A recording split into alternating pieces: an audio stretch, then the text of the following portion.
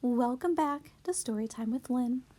Today I'll be sharing with you A Little Spot Learns to Read, a story about the building blocks of reading, written and illustrated by Diane Alber. Hi, I'm a learning spot, and I'm here to help you read. Thanks. We could use a little help in reading. I really want to read this new cat book. You might only think of books when you think of reading. What else can we read? There are so many things you can read. The world is full of words.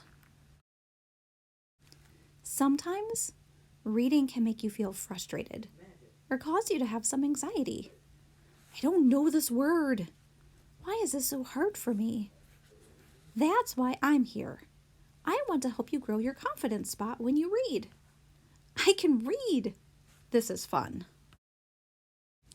Did you know that everyone struggles to read at first? That is because reading requires us to use 3 parts of our brain. Your brain needs to use sight, hearing, and speech all at the same time. So it takes a lot of practice to learn just one word. You might be wondering, what is a word? Words are formed by combining one or more sounds. There are 26 letters in the alphabet, but some letters have more than one sound. I know it's fun to sing the alphabet song and say letter names, but it's important to focus on the sounds that the letters make too. Once you learn the sounds of letters, look how many other words you can read.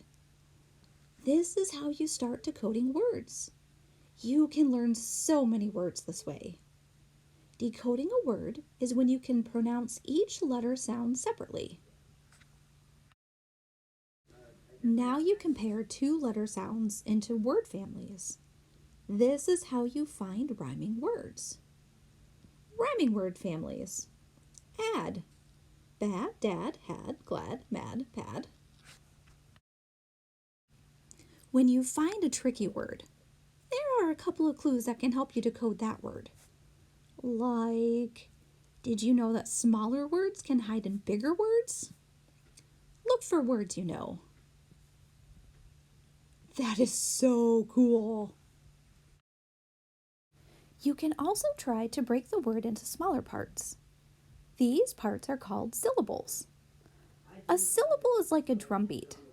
You can practice a drum beat by clapping your hands every time you hear a beat. Dog, 1 syllable. Apple, 2 syllables.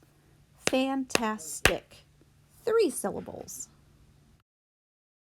Another trick I like to use is to stretch out the word so you can see and say each letter sound individually. You can also see if there are any pictures around the word to help figure it out. Once you figure out a tricky word, make sure you reread it so you can remember it next time. Now it's time to practice. Did you know that reading just 20 minutes a day can help expose you to over 1 million words a year? By the end of 1st grade, you should start to feel confident when you read. If you practice reading daily, but you are growing more frustrated, it might be because your brain is trying to read differently from your classmates. So instead of seeing this, you might see this. This is called dyslexia. People often think dyslexia is when someone reads backwards, but it can be a range of different reading struggles, and it's more common than you think. 1 in 5 children are dyslexic. If you are struggling to read, you are not alone. Did you know that all these famous people struggled to read too? And they went on to do great things in life. Albert Einstein, Thomas Edison, Walt Disney, Leonardo da Vinci. I really hope I have helped.